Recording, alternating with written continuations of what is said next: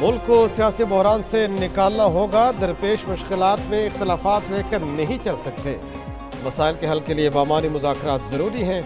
صدر مملکت آصف علی زرداری کا پارلیمنٹ کے مشترکہ اجلاس سے خطاب، بولے حقیقی کوشش کرے تو سیاسی درجہ حرارت کم ہو سکتا ہے، چیلنجز پر قابو پانا ناممکن نہیں، مسائل کے حل کے لیے اصلاحات کو یقینی بنانا ہوگا، اداروں میں ہم آہنگی پیدا کرنا ہوگی، دہشت گردی دوبارہ سر اٹھا رہی ہے، سی پیک کو سبودائی کرنے نہیں دیں گے، معیشت کی بحالی کے لیے سب کو حصہ ڈالنا ہوگا، غیر ملکی سرمایہ کاری لانا بنیادی مقصد ہونا چاہیے۔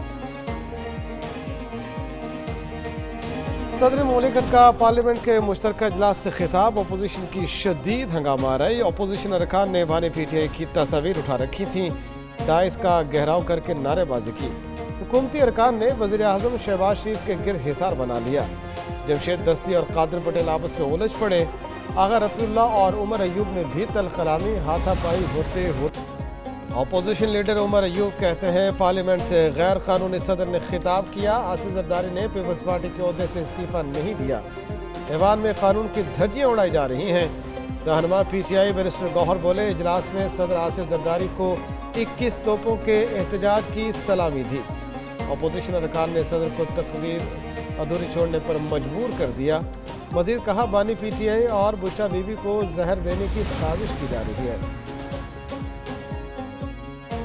پارلیمنٹ ہاؤس میں 4 بڑوں کی ملاقات، صدر آصف زرداری سے وزیر اعظم شہباز شریف نے ملاقات کی، چیئرمین سینیٹ یوسف رضا گیلانی اور اسپیکر قومی اسمبلی ایاز صادق بھی موجود تھے۔ وزیر اعظم کی اپوزیشن کی ہنگامہ آرائی کے باوجود تقریر مکمل کرنے پر صدر کو مبارکباد، صدر نے کہا وہ تو اپوزیشن کا احتجاج انجوائے کر رہے تھے۔ وزیر اعظم کے ایوان میں بلاول بھٹو اور آصفہ بھٹو سے ملاقات ہوئی، شہباز شریف کی آمد پر حکومتی ارکان نے ڈیسک بجائے۔ فیض حمید کے خلاف ضرور انصاف ہوگا، وزیر دفاع خواجہ آصف کی پروگرام بریکنگ بیریئرز ود مالک میں گفتگو، کہا فیض آباد دھرنا کمیشن کے ممبران سنجیدہ نہیں تھے، 9 مئی واقعات میں فوج نے اپنا احتساب کر لیا، سویلین نے اب تک خود احتسابی کا عمل شروع نہیں کیا، 9 مئی میں ملوث لوگوں کے خلاف ابھی تک سخت کارروائی نہیں ہوئی، سابق وزیر اعظم شاہد خاقان عباسی بولے دھرنا معاہدے کا معاملہ ان کے ساتھ ڈسکس نہیں ہوا، ٹی ایل پی سے معاہدہ پہلے کیا، وزیر اعظم کو بعد میں دکھایا گیا، احسن اقبال کا فیض آباد دھرنے سے متعلق انکشاف، سابق وزیر داخلہ نے کمیشن کو بیان میں کہا دھرنا معاہدے میں فیض حمید اصرار کر کے شامل ہوئے، شاہد خاقان نے معاہدہ دیکھا تو اعتراض کیا، ان کو وزیر قانون کے استعفے اور فیض حمید کے معاہدے میں نام پر اعتراض تھا، انہیں بتایا گیا معاہدہ تو ہو چکا، معاہدے کے بعد شاہد خاقان اور شہباز شریف میں تلخ کلامی ہوئی، شہباز شریف وزیر قانون کے استعفے کے حق میں اور شاہد خاقان مخالف تھے۔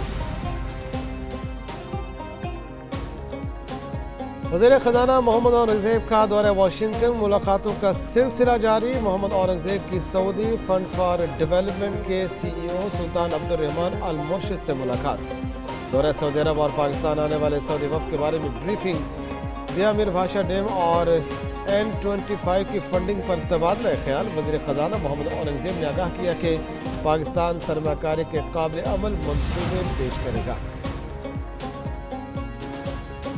معاشی چیلنجز سے نمٹنے کے لیے پاکستان اقتصادی اصلاحات کو ترجیح دے، ترجمان امریکی محکمہ خارجہ ویدانت پٹیل کا کہنا ہے چیلنجز سے نمٹنے کے لیے پاکستان کے ساتھ شراکت داری ہے۔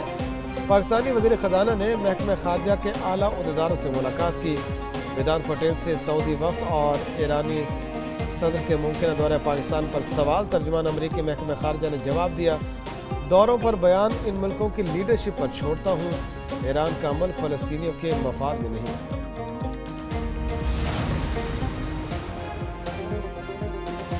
وزیر خارجہ اسحاق ڈار سے امریکی سفیر ڈونلڈ بلوم کی ملاقات ہوئی، ترجمان دفتر خارجہ نے بتایا کہ اس ملاقات کے دوران پاک امریکہ تعلقات کے فروغ پر بات چیت ہوئی، اس کے علاوہ علاقائی اور خطے کی صورتحال پر بھی تبادلہ خیال کیا گیا۔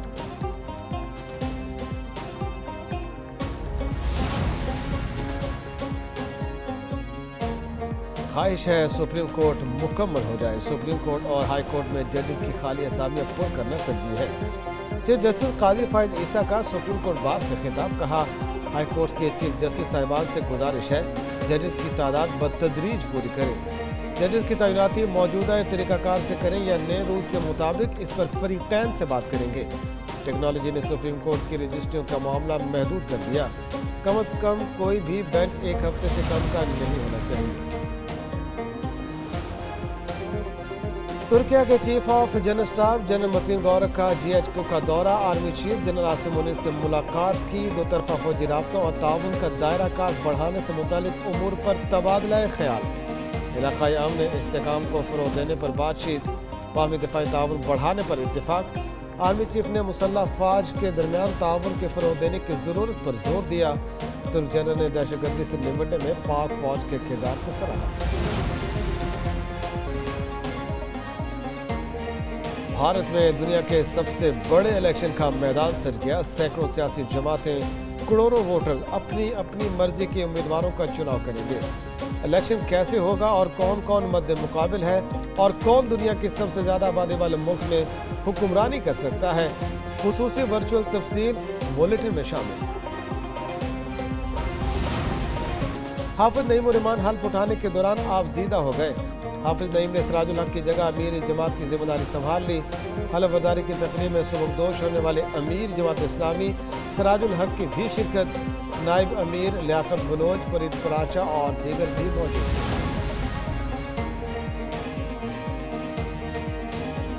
बलोचिस्तान काबीना आज हल्फ उठाएगी। तर्जुमान हुकूमत बलोचिस्तान के मुताबिक गवर्नर अब्दुल वली काकड़ काबीना से हल्फ लेंगे।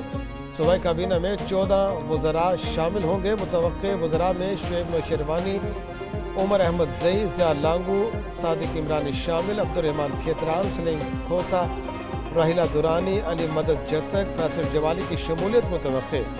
ज़हूर बलीदी, सरदार डोमकी, नूर मोहम्मद दमड़, आसिम कुर्दगेलू, बख्त मोहम्मद काकड़ भी शामिल। महंगाई से परेशान शहरियों के लिए एक और बुरी खबर, बिजली और डीजल के बाद CNG भी महंगी। फी किलो कीमत में 11 रुपये 70 पैसे तक इजाफा। FDR ने CNG पर सेल टैक्स में इजाफा कर दिया, नोटिफिकेशन जारी। CNG 200 रुपये फी किलो की वैल्यू की बुनियाद पर 18% सेल टैक्स आएगा। फी किलो CNG पर 36 रुपये के हिसाब से सेल टैक्स लगाया गया। इससे कबल फी किलो CNG पर कम से कम 24